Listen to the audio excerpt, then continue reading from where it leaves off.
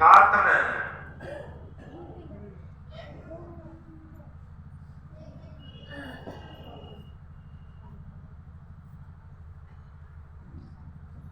संत सम्राट सद्गुरु कबीर साहब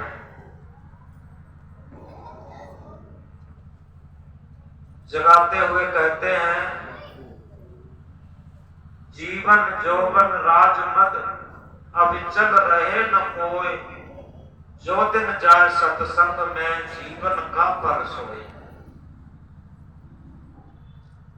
हमारे पास जीवन है, जवानी है, पद है, प्रतिष्ठा है, धन है, दौलत है, मकान है, खजाना है, क्या क्या है, लेकिन ये सारी चीजें स्थिर नहीं है। जो दिन जाए सत्संग में जीवन का फल सोए। जो हमारे जीवन का क्षण, जो हमारे जीवन का समय सत्य के साथ में जुड़ जाए, वही हमारी जीवन की सार्थकता है। आज सत्संग का स्वरूप बदल गया। केवल सत चर्चा को ही सत्संग मान लिए। जैसे पानी की चर्चा खूब की जाए लेकिन पानी पिया न जाए, भोजन की चर्चा खूब की जाए लेकिन भोजन ग्रहण न किया जाए। इसी प्रकार सत की, आत्म की, परमात्म की, ब्रह्म की, सुप्रीम पावर की खूब चर्चा हो लेकिन सत का संग न किया जाए, सत को धारण न किया जाए, तो सब बेकार हो जाता। इसलिए धारण करे तो धर्म है, धारण करे तो धर्म है, नहीं तो थोथी बात। सूरज उगे तो दिवस है, नहीं तो काली रात। अगर हमने धारण कर लिया तो धर्म हो गया, अन्यथा झूठी बात, थोथी बात। क्यों? सूरज उगे तो दिवस है, नहीं तो काली रात। अगर सूरज निकल आया तो दिन हो जाएगा, अन्यथा दिन दिन हम कितना भी चिल्लाएं, सूरज सूरज कितना भी चिल्लाएं, लेकिन जब तक सूर्य नहीं निकला तब तक अंधेरी रात रहेगी। इसी तरीके से सूर्य कहां निकलना है, सत को कहां धारण करना है, हमारे अंदर आत्मज्ञान का सूर्य निकलना है और सत आत्मा को धारण करना है। बस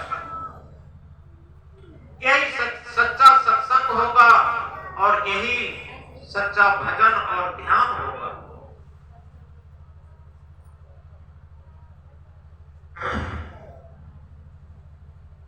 एक जगह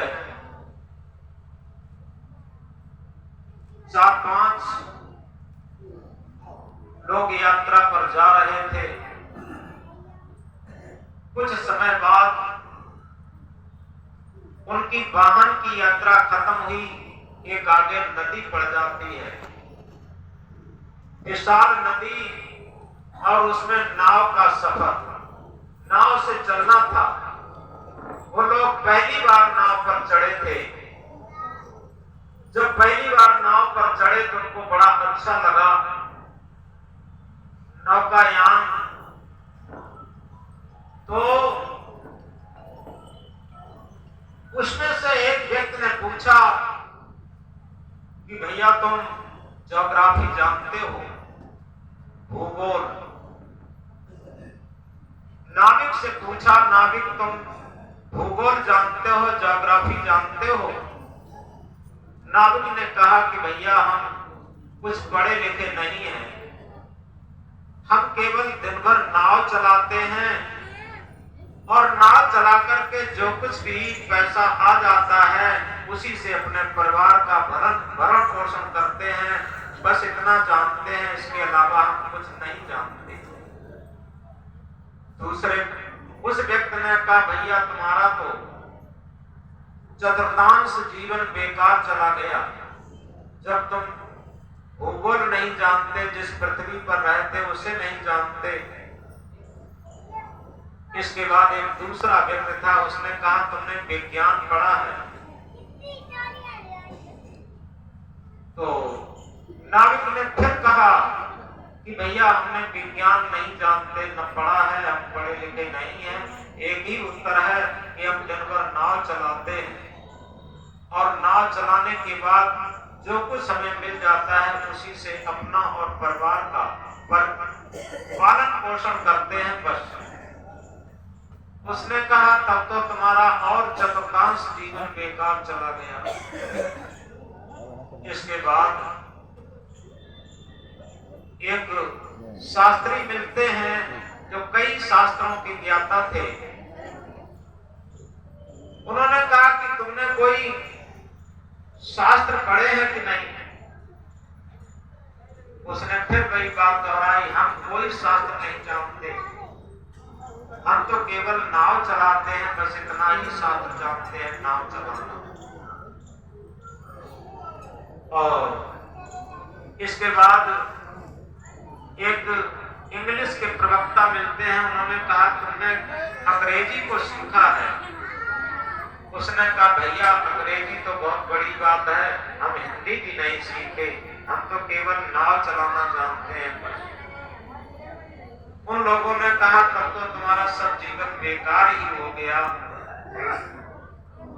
एक व्यक्ति पांचवा बैठा था, उसने कहा क्या तुम आत्म परमात्मा को जानते हो? क्या तुमने किसी देवी देवता को माना है? उसने कहा न तो हम आत्म परमात्मा को जानते हैं, न देवी देवता को जानते हैं, ये कुछ जानते नहीं आखिर क्या होता है, केवल नाव चलाना जानते हैं। तो उन लोगों ने कहा कि तब तो तुम्हारा सब जीवन बेकार ही चला गया। तब तक क्या होता है, नाव बीच धार में पहुंच चुकी थी। बीच धार में जब नाव पहुंच चुकी थी और वहां पर एक बहुत बड़ी भंवर पड़ रही थी। भंवर जानते हैं जिन्होंने बड़ी बड़ी नदियां देखी होंगी, नदियों में भंवर पड़ती है, वहां पानी भूखता हुआ नीचे को बैठता है, उसमें कोई बड़ी से बड़ी चीज पड़ जाए वो सब नीचे डूब जाती है। वहां बहुत गहराई होती है जहां पर नदी में भंवर पड़ती है। तो आगे भंवर पड़ रही थी। मल्ला ने क्या कहा, नाविक ने क्या कहा? उसने कहा कि बाबू लोगों एक बात बताओ, आप लोग तैरना जानते हो? अब बाबू लोग आश्चर्यचकित। बाबू लोगों ने कहा आखिर आप कहना क्या चाहते हो? नाविक तुम क्या कहना चाहते हो, यथार्थ कहो। नाविक ने कहा केवल हम ये पूछना चाहते हैं, कोई ज्योग्राफी पढ़ा है, कोई इंग्लिश पढ़ा है, कोई विज्ञान पढ़ा है और कोई शास्त्र पढ़ा है, कोई कुछ पढ़ा है, लेकिन एक बात जानते हैं, क्या तैरना आप लोग सीधे हो, तैरना जानते हो कि नहीं जानते? आगे नदिया में भंवर पड़ी है और अगर तैरना नहीं जानते हो तो ये तुम्हारे साथ भूगोल, अंग्रेजी, पद प्रतिष्ठा ये सब बेकार हो जाएगा। अब तो बाबू लोग सब घबराए और ये कहा कि मल्ला अब गिड़गिड़ाने लगे, सारा अहंकार उतर गया, गिड़गिड़ाने लगे कि मल्ला किसी तरीके से हमें बचाओ, हम तैरना बिल्कुल नहीं जानते। तब तक थोड़ी थोड़ी नाव भंवर के बीच आने लगी, नाव घूमने लगी। मल्ला ने कहा हम तो तैरकर बाबू, हम तो हुए तैरकर बाबू सरता के उस पार, और तैरना जाने बिना तैरना बाबू जीवन है बेकार। हम तो हुए तैरकर बाबू सरता के उस पार, हम तो भले ही हम कुछ न जानते हो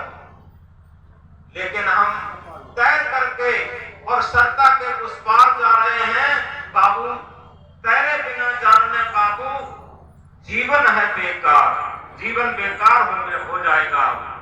नाव घूमने लगी है और नाव डूब जाएगी।